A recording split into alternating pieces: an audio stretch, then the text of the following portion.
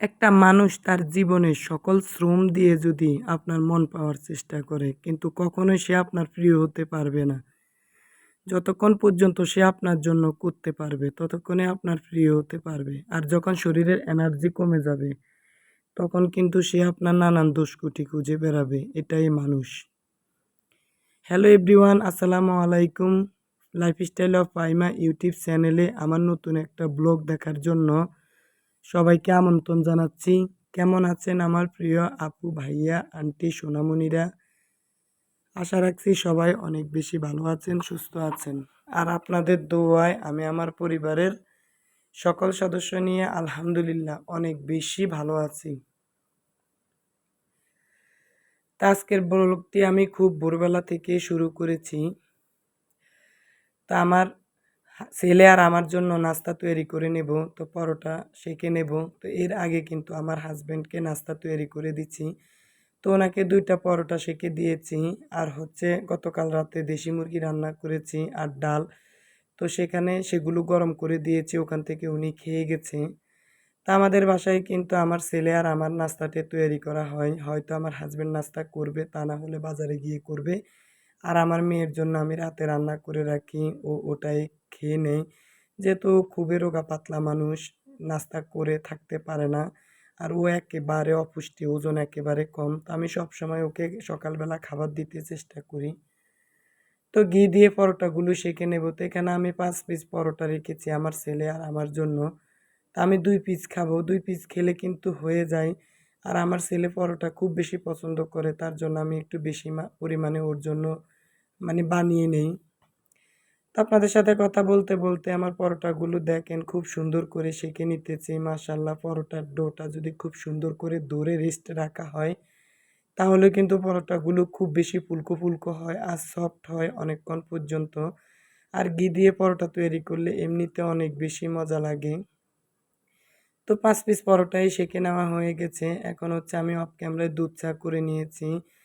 তো এরকম 1 মগ দুধ চা করলে কিন্তু আমার ছেলের আর আমার অনায়াসে হয়ে যায়। আর 2টা কলা নিয়েছি আর রাতের সেই ভুনা ডাল নিয়েছি একটু, আর হচ্ছে 2টা ডিম সিদ্ধ করে নিয়েছি। তো আমি ডিমও কিন্তু অফ ক্যামেরায় চুলে নিয়েছি।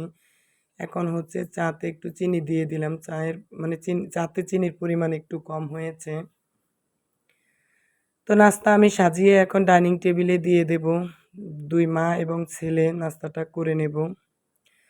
তো যারা আমার ভিডিওটির সাথে এ পর্যন্ত আছেন ধৈর্য ধরে কিন্তু মনের ভুলে একটা লাইক দেন নাই, প্লিজ আমার প্রাণের প্রিয় আপু ভাইয়ারা একটা লাইক দিয়ে আমার ভিডিওটি কন্টিনিউ করবেন।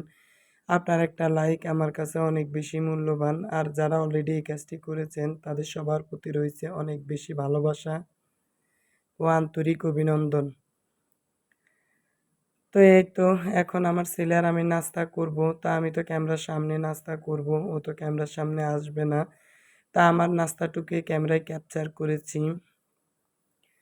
আর যারা আমার চ্যানেলে আজকে নতুন ভিজিট করছেন, যদি আমার এই ধরনের লাইফস্টাইল ব্লগ ও সুন্দর সুন্দর রেসিপি দেখতে চান তাহলে প্লিজ চ্যানেলটা সাবস্ক্রাইব করে দিবেন। আর যদি এই ধরনের ভিডিও আপনাদের কাছে ভালো নাও লাগে তাহলে কোন আইটেমের ভিডিও দেখতে ভালোবাসেন আপনারা প্লিজ আমাকে কমেন্ট বক্সে জানাবেন, তাহলে আমি সেই অনুযায়ী ভিডিও তৈরি করব। তারপর নাস্তা করার পরে চলে আসলাম বেডরুম গুছাতে। তো বেডশিটটা আমি আগে তুলে ফেলেছি। এখন খুব সুন্দর একটা পছন্দের বেডশিট বিছিয়ে দেব। তো এই পিঙ্ক কালার বিছানা চাদর আমার কিন্তু প্রায় 3টাই আছে, সেম কালার হয়তো বা ডিজাইন আলাদা। তো যে কোনো রুমের সৌন্দর্য বর্ধন করে একটা সুন্দর পরিপাটি মানে বেডশিট।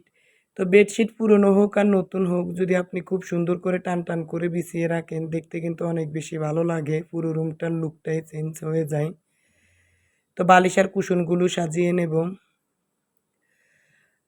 আর আমার প্রিয় বন্ধুদের কাছে অনুরোধ রইল, আমার ভিডিও যদি আপনারা দেখতে ভালোবাসেন তাহলে পাশে থাকা বেল বাটনের অল অপশনটা অন করে রাখবেন। এতে করে যখন আমি কোনো ভিডিও আপলোড করব তখন আপনার ফোনে নোটিফিকেশন চলে যাবে আর আপনি দেখে নিতে পারবেন। তো বেশি পরিমাণ কুশন দিলে তো খাট সবসময় অনেক বেশি ভালো লাগে। তো আমি কিন্তু 1 বালতি পোশাক ধুইয়ে ছাদে শুকাতে দিয়েছি। তো সেগুলো একটু পরে নিয়ে আসবো।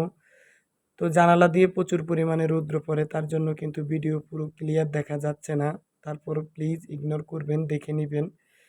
তো দেখেন ফাইনাল লুকটা, একটা সুন্দর বিছানা চাদরে কিন্তু পুরো রুমের সৌন্দর্যটা চেঞ্জ করে দেয়।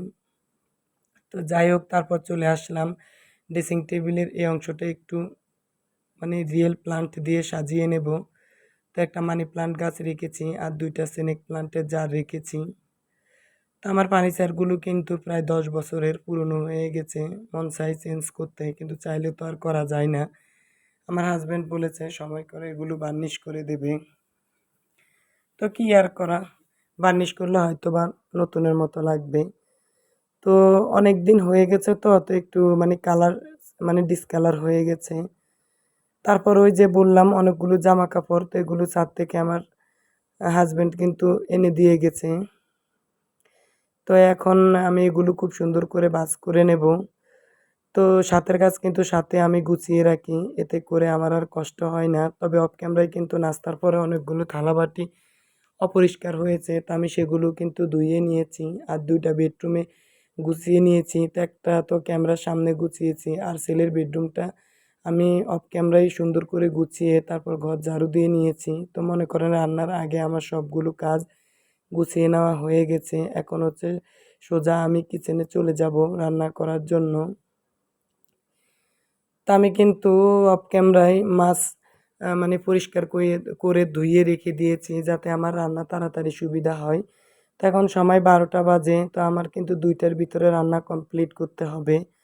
তারপর ওই যে মেয়েকে খাইয়ে তারপর গোসল করিয়ে তোকে একটু হরলিক্স দিব দুধ দিয়ে, আর হচ্ছে 2টা কলা দেব, তো খেয়ে নেবে। তো এর ভিতরে আমিও একটু দুধ খেয়ে নেব, আমার শরীরটা আজকে অনেক বেশি উইক, তার জন্য হরলিক্স দিয়ে আমিও একটু দুধ খেয়ে নেব, যেহেতু এখানে হাফ কেজি পরিমাণ দুধ ও একা খেতে পারবে না। আর ছেলেকে বেশিরভাগ সময়ে রাতে দুধ দেই। তো এই দুধগুলো আমাদের গ্রামের বাড়ি থেকে আমার বাবা পাঠায় আমার বাচ্চাদের জন্য, প্লাস আমার হাজব্যান্ডও কিনে নিয়ে আসে একেবারে ফ্রেশ দুধ। আর ওই যে বললাম মাছ ধুয়ে পরিষ্কার করে রেখেছি দুপুরে রান্না করার জন্য। তো এখানে আজকে আমি বাটা মশলা দিয়ে তেলাপিয়া মাছ মানে ভাজি করব। তো যারা কিন্তু খামারের মানে ব্রয়লার খাওয়া মাছ তেমন একটা খেতে পছন্দ করে না, তারা কিন্তু এভাবে মশলা দিয়ে যদি মাছ ভেজে মানে খান তাহলে দেখবেন অনেক বেশি মজা লাগবে, অরুচি আসবে না। তো আমি এখানে জিরা, আদা, রসুন, পেঁয়াজ পাটায় বেটে নিয়েছি। তো টাইটেলে তো আপনাদেরকে বলেছি এই যে বাটা মশলা দিয়ে তেলাপিয়া মাছ মানে ভাজার রেসিপি। তো এখানে হলুদ আর মরিচের গুঁড়া দিয়ে দিলাম, তারপর পরিমাণ মতো লবণ দিয়ে দিলাম। তো এখন হচ্ছে একটু মেরিনেট করে তারপরে এর ভিতরে আমি 1 টেবিল চামচ লেবুর রস দিয়ে দেব। তো লেবুর রস দিলে কিন্তু মানে মাছের টেস্ট দ্বিগুণ হয়। আর হচ্ছে ডাল ভুনা করব মানে ডালের চচ্চড়ি। তো আমাদের বাসায় কিন্তু ডাল প্রতিদিনই রান্না করা লাগে। তো যেদিন ডাল রান্না না করি সেদিন কিন্তু আমার ছেলে বা হাজব্যান্ড সবাই বলে ডাল কেন রান্না করো নাই। তার জন্য আমি সবসময় কিন্তু ডাল রান্না করি, হয় ভুনা ডাল না হয় পাতলা ডাল। তো খুব সুন্দর করে মাছটা ম্যারিনেট করে আমি আধা ঘন্টার জন্য রেখে দেব। আর এখন ডালের চচ্চড়িটা করে নেব। তো এখানে বেশি পরিমাণ পেঁয়াজ আর রসুন কুচি করে দিয়েছি আর 2টা দারচিনি আর 2টা তেজপাতা দিয়েছি। এতে করে খুব সুন্দর একটা ফ্লেভার হয় মশারি ডাল থেকে। আর হচ্ছে 1/2 টেবিল চামচ হলুদের গুঁড়া তেলের ভিতরে দিয়ে দিয়েছি, এতে ডালের কালারটা খুব বেশি সুন্দর আসে। তো এবার সবগুলো মশলার সাথে ডাল ভেজে আমি এখন পরিমাণ মতো পানি দিয়ে দেবো। তো এর ভিতরে আমি 2টা কাঁচামরিচ আর 2টা ফ্রোজেন করা টমেটো দিয়ে দিয়েছি। তো আমার অফ ক্যামেরায় ডালটা রান্না করা হয়ে গেছে, আমি কিন্তু ভাতও রান্না করে নিয়েছি। এখন হচ্ছে শুকনা মরিচ দিয়ে দিলাম খুব সুন্দর একটা ফ্লেভারের জন্য। তো ডালটা আমি ওই চুলায় বসিয়ে দেব। আর এখানে আমি একটা ফ্রাই প্যান দিয়ে দিলাম, পরিমাণ মতো তেল গরম করে নিয়েছি। তো তেলের পরিমাণটা একটু মানে বেশিয়ে দিবেন। তারপর হচ্ছে তেলাপিয়া মাছগুলো দিয়ে দিলাম ম্যারিনেট করে রাখা। তো এই মাছগুলো একেবারে মিডিয়াম আছে অনেকক্ষণ পর্যন্ত এপিঠ ওপিঠ ভেজে নিতে হবে, এতে করে ভিতরে মশলাগুলো খুব সুন্দরভাবে ঢুকে যাবে। তো খুব সাবধানে মাছগুলো উল্টাইতে হবে। তো এই ধরনের ভাজা পোড়া বা যে কোনো জিনিস উল্টাইতে আমার কাছে অনেক বেশি আনইজি লাগে। তারপরে ফাইনালি খুব সুন্দরভাবে মাছটা উল্টাই নিছি, আর একটা হাত দিয়ে উল্টাই নেব কারণ রিস্ক নিতে চাই না। মানে খুন্তি দিয়ে মাছ উল্টাইতে গেলে আমার অনেক বেশি ভয় করে। তা হাতে একটু ছ্যাঁকা লেগেছে। তারপরও কোনো দুঃখ নাই। খুব সুন্দর করে মাছটা উল্টে নিয়েছি। আর এখন হচ্ছে প্লেটে রাখা বাকি মসলাগুলো আমি কেটে নেওয়া মাছের ভিতরে দিয়ে দিলাম। এতে করে মানে খুব সুন্দরভাবে মসলাগুলো মাছের ভিতরে ঢুকে যাবে। তো দেখেন খুব সুন্দর করে মাছগুলোকে ক্রিস্পি আকারে ভেজে নিয়েছি। এখন হচ্ছে মাছগুলো একটা কাবাব মানে ট্রেতে সাজিয়ে নেব। এখন হচ্ছে পেঁয়াজ বেরেস্তা উপর দিয়ে পরিবেশন করব। তো দেখার সৌন্দর্যের জন্য এবং খাবারের স্বাদ দ্বিগুণ করার জন্য পেঁয়াজ বেরেস্তাটা দিয়ে দিলাম। আর হচ্ছে কাটা মানে রিং আকৃতির পেঁয়াজ এবং লেবু আমি কেটে নিয়েছি। তো এখন এগুলো খুব সুন্দর করে সাজিয়ে পরিবেশন করব। তো এই তেলাপিয়া মাছ ভাজার সাথে পেঁয়াজ এবং মানে গোল আকৃতির যে লেবু কেটেছি এগুলো খেতে অনেক বেশি মজা লাগে। আর ওই যে বললাম যে রাতে দেশি মুরগি রান্না করেছি সেখানে প্রায় ৪-৫ পিস মাংস আছে সেটাও গরম করে নিয়েছি। এখন খাবারগুলো টেবিলে দিয়ে দেব। তা আমার ছেলে খাবারটা খেয়ে যাবে যেহেতু এখন প্রায় ২:৩০ বাজে। তো অনেক লেট হয়ে যায় একদিনে ভিডিও আপলোড করতে গেলে অনেক বড় ভিডিও। তো এখন ছেলে খাবারটা খেয়ে নিবে। তো এখানে ১ পিস মাছ খেতে পারবে না, অর্ধেক খাবে। আর হচ্ছে ও মুরগির মাংস খাবে। আমার ২ বাচ্চাই মাংস অনেক বেশি পছন্দ করে। তা আমার মেয়ে আর আমি গোসল করে তারপর খাবো। তো ও গোসল করেছে, আমি এখনো করি নাই। তা আমি গোসল করার পরে নামাজ পড়ে তারপর আমার মেয়েকে নিয়ে খাবারটা খাবো দুপুরের। তারপরেই হচ্ছে এখন ৪টা বাজে। তো আমার ছেলে কিন্তু আজকে কাঁচা আমের জুস খেতে চেয়েছে। তো আমি ব্লেন্ডার করে নিয়েছি। তো এখানে আমি তো দিয়েছি ২ টেবিল চামচ দুধের গুঁড়া আর চিনি পরিমাণ মতো আর লবণ। তো এই শরবত তো সবাই তৈরি করতে জানে। তো কালারটা খুব সুন্দর এসেছে। এখানে একটা পাকা আমও ছিল। আমি সেটাও দিয়ে দিয়েছি। অনেক সুন্দর একটা কালার এসেছে। তো এখন আমি বরফ করা পানি দিয়ে দিলাম। তো সবার সুস্থতা কামনা করে ভিডিওটি আমি এখানে রাখলাম। দেখা হবে নেক্সট ভিডিওতে নতুন কোনো লাইফস্টাইল ব্লগ নিয়ে। সে পর্যন্ত সবাই ভালো থাকবেন, সুস্থ থাকবেন। আর আমাদের জন্য দোয়া করবেন। আল্লাহ হাফেজ। আসসালামু আলাইকুম।